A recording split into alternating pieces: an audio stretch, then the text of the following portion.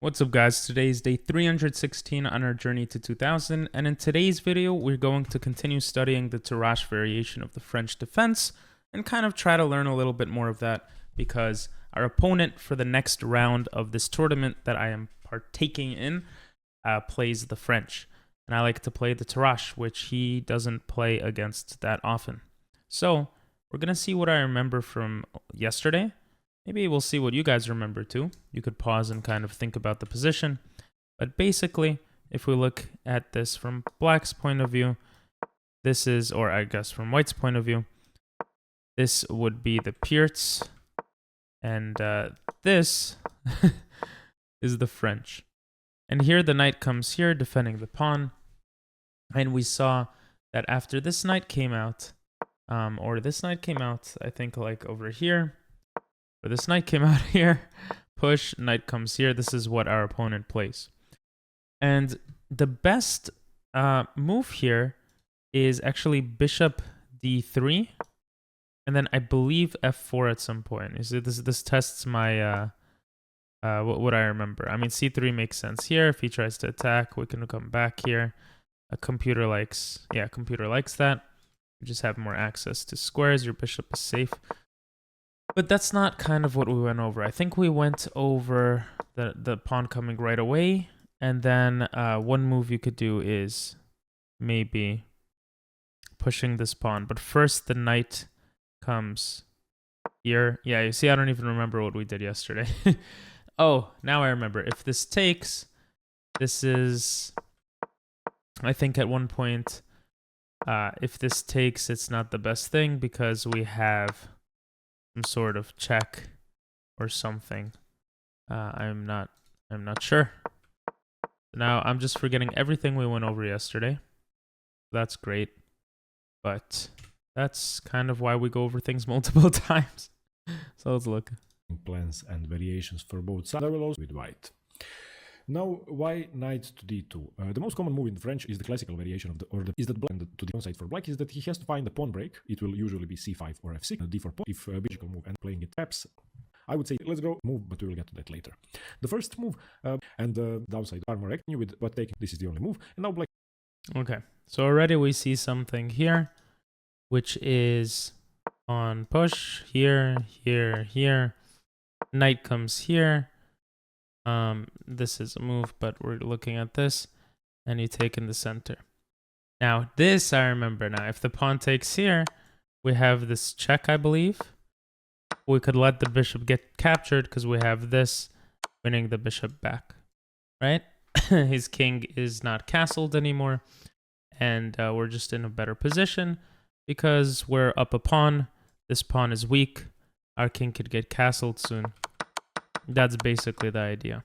So after taking here, pawn has to take back. Hopefully I would have remembered that because I forgot it today. I guess this coming in right away is the thing I forgot. But takes is a mistake.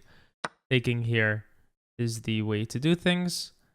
And I believe here it was just develop the knight.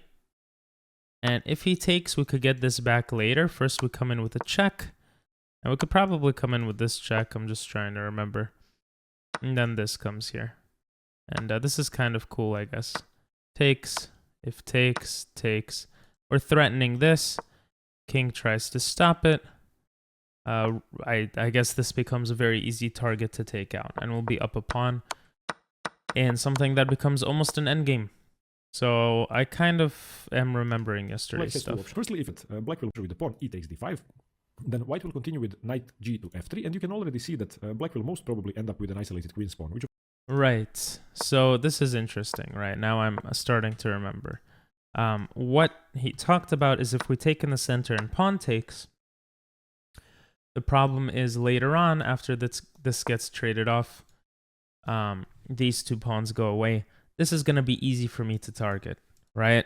It's going to be hard to, it's just annoying because it's an isolated queen's pawn. It means it's an isolated pawn, right? There's no other pawns that could help it out. And it's annoying to protect, I think, especially for people my level, which is not that high, right? So this is kind of the idea there. So I think that's why he goes over that, explains it, and then shows that taking with the queen is the better move here. Now, after taking with the queen, I believe bishop here is an option, but before that, I think knight has to develop. And I think the reason we don't do this is because he could just take. So we can come here now, and he could take, let's say. We could attack, queen goes back, and here we could castle. But there's also knight e4. Looks like it runs into this idea. But now we have this, we have this. The difference between this is, I guess, that this knight has more access to enemy squares. We didn't really look at that last time, I feel like. I think because the guy mentioned the knight coming out, the bishop attacking, or the bishop attacking the queen, queen coming back, then a castle, or then this. Yeah, I don't even remember. So let's look at that. Of course, can be both a strength and a weakness, but in any endgame, black is going to be stay. You will have to capture and ship better than bishop to be able to get. This is with the pawn taking, not with the queen, kind of showing the idea that I was showing with the bishop attacking the knight, and then taking back the pawn with tempo, castling, and kind of just being in a nicer position as white. So the queen takes back.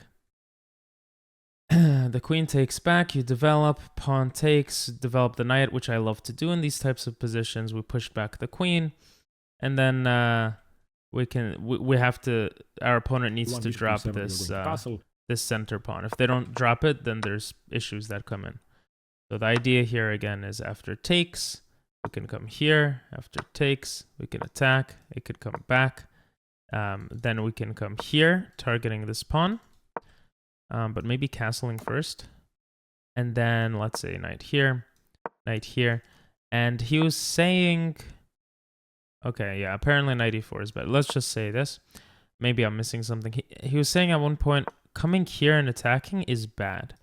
I don't remember. I think rook comes here. Okay, computer doesn't agree. Knight g5 is already a targeting something. Try to go like this, it literally stops nothing. We're winning the rook. We're forking the queen and rook also.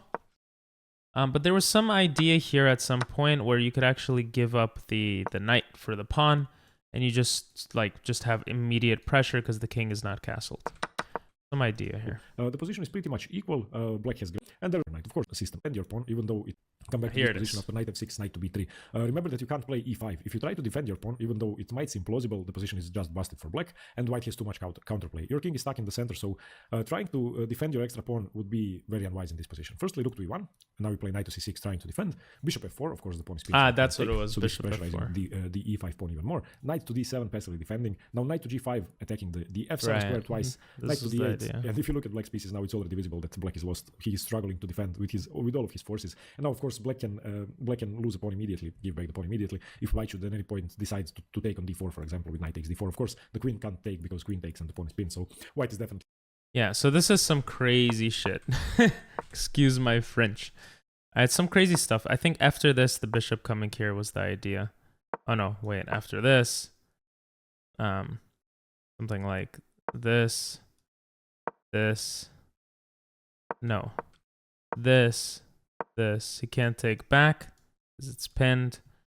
If he tries to come here, I believe it was, to protect, then we could even take this, which looks crazy, right? I guess with this one. He can't take again because it's blocked. If he tries to move this, there's probably something wrong.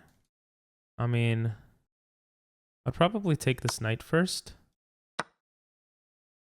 Then what would I do here? Takes.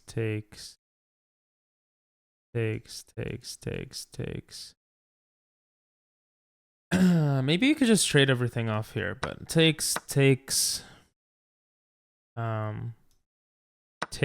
You can't take because it's pinned. And then we have this, and this is just completely losing. I mean, you don't need to be a genius to figure out how this is winning, I think. Although we're not up that much material. But, okay. Anyway. Winning in this position. So this is c5. After knight to d2, if black plays c5 immediately, and this is a very good way to play. I think that after c5, e takes d5, queen takes d5, black has great fighting chances. Now let's go to the other main sideline. After knight to d2. So this is where we stopped yesterday, by the way. This is where we stopped. There's another line that black could play, which is played often. There's about 4,000 games in the database. With the move e takes d. I'm sorry. Sorry. After knight to d2, with the move d takes c4. And after the move d takes c4, the position is very similar to some variations of the Caro-Kann, namely the Quaternary variation. You see, I have mentioned this before in my games, that the French feels like the Caro-Kann sometimes, and I guess it's when this happens. The Caro-Kann, or the Karpov variation of the Caro-Kann, because after knight takes c4, black is playing knight to d7 before developing the knight to f6. Of course, black could play knight to f6 first, and after knight takes, queen takes, but that would be developing the queen too early, so knight to d7 is the main move. And now after knight to f3, knight gf6, knight takes, and here white will most probably play c3, and you will play c5. And this is a great fighting way for black to play, because you are immediately striking at white center. It's not... Yeah, that looks annoying, right? You're immediately striking at white center. So the idea here is taking, I think here we get take right away, right? So he says to go d7 and then here. And what we do is we just develop normally. I mean, computer likes bishop d3. Yeah, I think this would be fine. Knight here, takes. Apparently bringing the queen out early is not great. Computer likes bishop g5. This is defended. Okay, I could see why this is not great.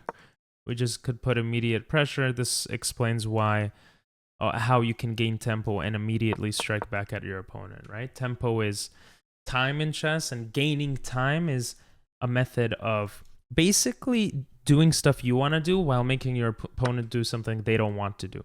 So your opponent loses time by being forced to move their queen around while you're developing pieces, right? So you have this advantage of developing pieces, and your opponent does not. It's kind of forced to kind of just go crazy everywhere. And here maybe there's these ideas, I'm not sure. So that's why he talked about after this, taking back with the knight. And here probably I would play c3 to try to keep it connected, which I think he mentioned. And he mentioned c5, which is a very, very, very, very cool move, I think. I would think right away just to check. I don't know. Computer likes bishop e3. Protecting. If takes, we could take. I wouldn't want to take like this because this is going to become a target in the future, right? There's no other pawns to protect it. So this seems a lot better. Now, if I take with the queen here and we trade off, I guess it's not that much different. But the bishop keeps the game more alive, and apparently I still have an advantage. Maybe because there's this check, something like this. So for example, if here, maybe there's something like this.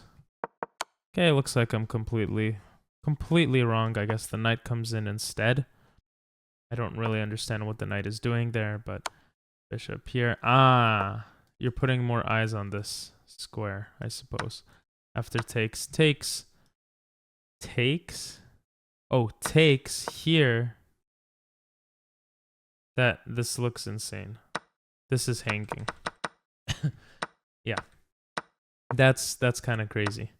And it might look like everything is fine here, but I guess you can just keep the pressure up. I don't even know what black does here. Like if black, I have no idea what black can do. This actually forces him to take, so. That's actually very, very cool kind of ideas over there. So anyway, bishop here.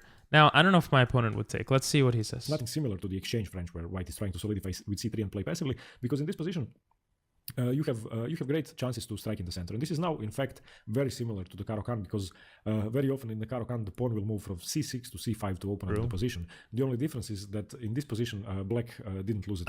I just had an aha moment. I'm sorry. In the Pierts, the opening I play as black, c6, c5 is very popular too. And the Caro-Kann, I used to play the Caro-Kann. I understand that as well, that sometimes you can open it up like that. And even in the French here, in the Tarrasch variation, it's similar. And probably in other versions of the French, I feel like that's true. So c6, c5, trying to break open the center is very, it's a thematic thing I'm starting to understand or see. Tempo to play c6, cool. But he was tempo to play e6, and in the Caro-Kann, e6 would have been played later on. So this is a very active position for black, a very common position, and you can often transpose this position from other openings and other lines. So after c5, the main move for white would be bishop to e3. Of course, not taking, because queen takes queen, white is losing castling rights. Queen to c7. Let's say bishop to b5. This would be a good attempt to disrupt black's development. And now bishop d7, bishop. Yeah, I saw that this bishop move was not good. That's the immediate move I thought of, right? Which is what I mentioned. It's funny that he shows that, but the computer didn't like it. The computer preferred, what did it prefer? Oh, I was assuming that the pawn takes, so maybe I wasn't analyzing well here. I think, what would I have, oh, queen here? That looks stupid. I'm missing something here. Oh, queen comes here. That makes more sense. And here, bishop comes here. Bishop protects. Wait, it's the same idea. It's the same idea. And here, computer likes d5. And this is probably what he's going to show. I guess we could get rid of this. Our center is okay. And what do you do here? Like something like this looks okay, actually. Just forcing my queen back. And well, I guess my queen could come here. Rook can come here, trying to stop my rook from doing stuff. It doesn't look very very pleasant or easy to play, honestly. At least our bishop stops the rook from coming in and our knight. This just blunders a knight. So, interesting. 7. Let's say bishop to b5. This would be a good attempt to disrupt black's development. And now bishop d7, bishop takes, knight takes. You are reinforcing the c5 pawn 3 times. Now after white castles, you play bishop to e7, finishing development. Queen to c2, castles. The position is, of course, good for both sides. I think that black stands pretty well because you are going to play rook fd8, rook a c8, get your rooks on the open files, put the knight back on f6, either capture here to give white an isolated queen's pawn, or simply open up the files to your advantage, because any piece on d4 will be unstable due to the move e5 that you always have available. So I think that this position is pretty good for black. So d takes e4. Yeah, that looks annoying. I don't like that this is always threatened. So I kind of want to try to understand a way to deal with that threat. Alright, so if we go all the way back, take control of the center. This is how the French defense starts. Tarrasch variation, just knight goes to d2. c5 is very common. We could ignore and develop, but taking in the center. If he takes here, then we have this trick. So he'll take back here. Knight develops. And in this position, I already forgot. What was it? Like something like this. But I think what we were looking at now was the queen taking. The knight takes, pawn takes, knight comes here, putting pressure. But before that, we kick the queen away. I'm tired, guys. I had a long day. I feel like I missed something very vital here, which I kind of want to look at again. Okay. So you just, okay, yeah. So this was like the third variation that we're looking at. After this, after takes, or after takes. Wait, what? Why? I'm losing my mind. c4. And sorry. After knight to d2, with the move d takes c4. And after the move d takes c4, the position is very similar. D takes. So right away you take, allowing the knight to take back, right? This comes here, then we would take, queen coming out early. Oh no, then we wouldn't take. Maybe we would take. Queen coming out early is not great. We have some sort of threat, for example, if he ignores. Maybe we come here. That looks annoying to deal with, but computer likes d3, okay. I don't understand d3. Oh, I do, because if we take and he takes, we have a discovered attack on the queen. Queen could come back, but yeah, okay. Anyway, I think after knight comes here, we had knight coming here. Then we develop, I think, something. Let's see, c3, right? That was it. Knight comes here. Now we take. Taking with the queen is not good here. We have bishop d3. We have knight coming here, threatening stuff. For example, if knight comes here, knight here, bishop here to try to castle. And we actually have this move. And this move is actually traps the black queen. So Best move they're saying is to castle there. I don't know if my brain is small. Anyway, the knight takes, and in this position, I think developing made sense. And I think c5 is what kind of the big thing here is. Bishop comes to protect this, and oh, what if you just attack? This doesn't make sense because I could take, right? Yeah. So queen comes here to add more support was what they were showing. And check, block, take, knight takes, adding even more support in this position. And here I believe castle is what he was showing, or queen b3 or queen a4 or something. Now computer likes, again, d5. And what is the idea behind d5? Well, if takes, we take. We don't get this isolated pawn in the middle. And I think that's the big idea here. Right? The knight could kick us back, but our queen could just stick around and be kind of annoying. I don't really understand the purpose of coming here. I guess to stop the king from castling. The only kind of idea I can understand. If the pawn attacks, we have f6. If the rook comes here, I mean, this just doesn't look pleasant. I would consider castling. Castling is the third best move. Computer likes queen h4. I guess targeting this. And let's say something like this. Castles. And the idea here is what exactly? I guess black has no way to castle. We have rook to e1. A lot of pressure on the king here. For example, we see this. We see this. I mean, I would just go for this check right away. But, you know. Anyway, let's go back to how things were going. Similar to some variations with the move d takes c4, takes d5, archery 7. Before that, knight takes the queen. They fighting way for black to play with c striking move from tempo to so arsenal 5, reinforcing the c5 pawn. The position is now after white castles, you play bishop to e7, finishing development. Queen to. Okay, after white castles, you play bishop. So again, center, attack, protect, right? Knight comes here. I'm so tired.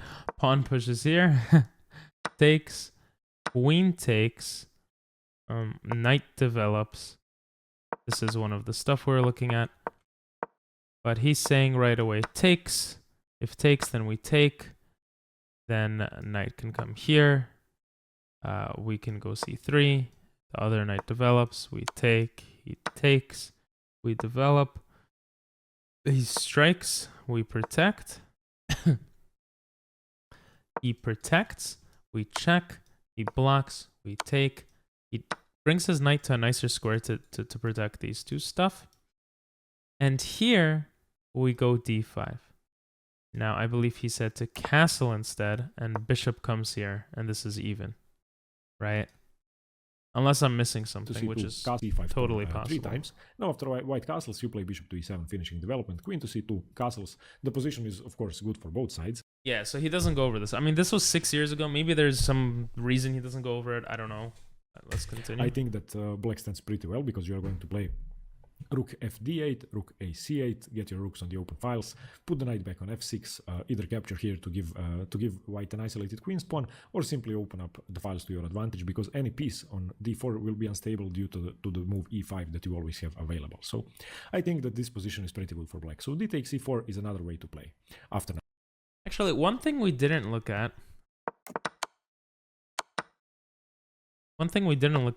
is if he just ignores and pushes. Right, what do we do here? And computer likes queen c2. I guess making space for our rook to protect this pawn. But what's the other idea behind this? Like if this, we just take, right? That doesn't make any sense. If this, I guess we could develop our queen somewhere. Maybe the knight redirects and we could push the pawn. Or we could put more of a target on this pawn.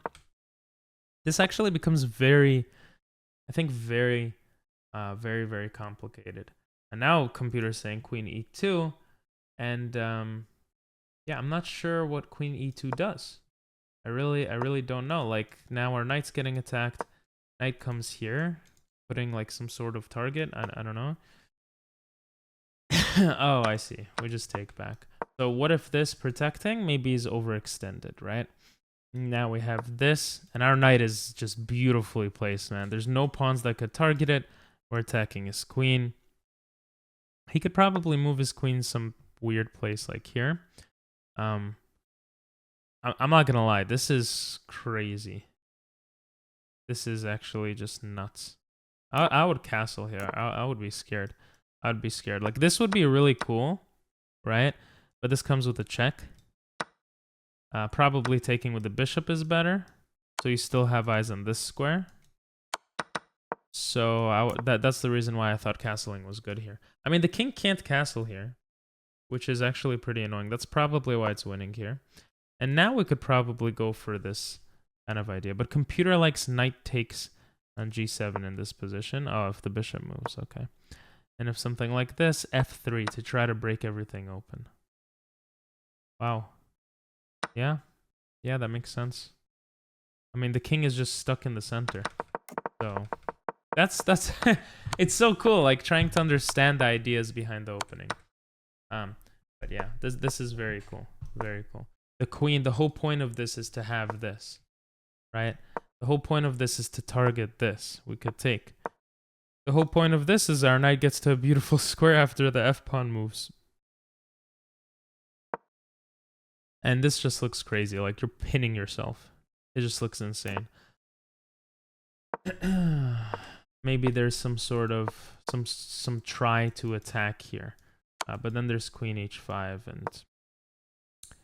Listen, I'm not good at chess, but I'm not that bad at chess. Like, I feel like even this is just winning, right? Which it is. It is just winning. So, but computer likes queen takes here. Anyway, let's watch it. Knight to d2. Now let's get to the unsound sidelines. Well, not unsound, but not as good for black. After knight to d2, there's a sideline which is not played that often. That's the Morozevich variation, named after Alexander Morozevich. And this position is pretty unusual, and I'm sure that most players with white would be surprised to see that. Of course, if they're not grandmasters or prepared in the Tarrasch perfectly. Because this position is disrupting black's normal development, and white will usually not continue with the move e5. White's most common continuation is knight g to f3, and after knight to f6 now to play e5. Push the pawn. Yeah. And after knight f to d7, white has achieved something in the position, and that's more space. But black is very quick to castle and also to break with the move c5. So I think this is worse than the main lines for black, but definitely playable and a good variation as well. So now after... Oh, that's interesting. That's very interesting, right? Go to center, push, and then Tarrasch. Sorry, I keep zooming in and out. Bishop comes here is the questionable line, the unsound line, he says. Knight develops, gets pushed, and this is better for me. Right away I see c4, trying to break this open to take. But computer says c5, which looks so annoying. So bishop d3 is the answer here. I guess to castle quickly and not get anything here. After castling, we have h4, completely attacking. This is a little bit insane, right? You might want to counterattack here. You could sacrifice the frickin' bishop. And whoa, this is crazy because I feel like you never get lines that are this insane. How do you even stop this mate? There's no way to stop it. There's no way to stop it. Like, you can go here to try to escape, but then g6 just stops it. All right, you can come here. It's the same idea. g6 stops it. And here, I don't even know what computer says queen h4. Just sack the queen is the only move you have. So... That's pretty cool. That's very, very cool. What the hell? That's very, very cool. So in the Tarrasch, if bishop comes here, just develop normally. If knight comes and tries to redirect, we can just develop our bishop to get some quick lines over here. If he castles, we can even push h4. If he tries to counterattack here, we can sack to have this beautiful line. And I guess if he comes out to the open, it's even better. Probably queen here. and pawn here. Like, you don't need to be a professional to kind of figure out this this stuff here. But computer says actually knight b3 is a better way to mate. But whatever. The point is, this is just insanity. This is insane, right? Like, what do you... This is mate. This is just mate. So, I guess this is the way to stop the mate temporarily. Imagine losing all your pieces like this. Wow. Why is this lost? D6 saves the king. Wow. And H2 is a checkmate. Wild, because you sacked the piece, right? Wow. Okay. Very cool stuff. So I know we didn't watch that much, but I never actually study like this. Maybe I should. But it's very interesting. Or maybe I used to a little bit in the past. After bishop d3, you strike with I like showing it to you guys. c5. White will castle. All right, and we're about 11 minutes in. With white, would be surprised to see that, of course, if they are not grandmasters are prepared in the Tarrasch perfectly. Because this position is disrupting continuation d7 and also, but definitely white is at no point a good variation as well. So now after bishop d3 you strike with c5, white will castle. Of course white is at no point afraid of the move c4 because after bishop to e2 you have wasted your only source of counterplay in the position most of the time. Sometimes of course c4 will work. So castles you take on with cd4, knight to b3. Of course once again white can't capture the pawn on d4 because knight takes c5 and black is winning, so he has to reinforce the threat. So knight to b3, knight to c6, and now after rook e1, once again reinforcing the pawn on e5. Yeah, this is too much for my brain. This is too much. I just want to see. I'm so tired today. Plus, I feel like we studied okay amount. But yeah, the Tarrasch. We saw a couple of things here. We saw in the beginning we saw the pawn push. And takes, if takes, we saw this is a complete blunder because of this. Winning the bishop. We saw also, after takes, the pawn taking back is not as good because it becomes an isolated queen's pawn. Something like this. Whatever, this pawn is just going to stay in the middle. We saw also, after takes, the queen taking back is a little better because there's no isolated pawn in the middle anymore. And kind of, if we look at the kind of similar moves here, really the pawn could just push, maybe. I think here the bishop attacks, queen comes back, knight e4. There's a lot of pressure you could put right away. And yeah, let's say queen comes all the way back, takes. That looks like you're just helping the opponent. I don't know, but it's already different than what we looked at before, but still interesting. And then the other thing here is takes. I would expect this type of move, but I guess only maniacs would play like this. You're giving